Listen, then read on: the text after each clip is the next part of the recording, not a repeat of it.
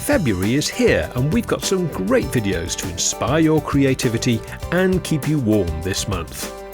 For the knitting enthusiasts, Daphne Morris is back in the studio showing us these fabulous cable stitches which will enhance any knitting project, especially those woolly jumpers.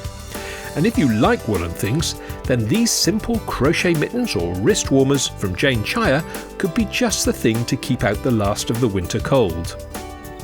Valerie Nesbitt returns with a very interesting variation on the Bright Hope block. And later in the month she brings us a workshop on modern triangles, which uses her favourite half-square triangle technique of Thangles. Paula Doyle is back with part 2 of her compelling series on free motion quilting. And our Technique Thursday features Angela Madden, showing us how to use her very versatile feather tool, also for free motion quilting. Sally Ann Harrison completes her Beginner Sampler Quilt series with this double French binding workshop. Kathleen Laurel Sage shows us how to couch gold work.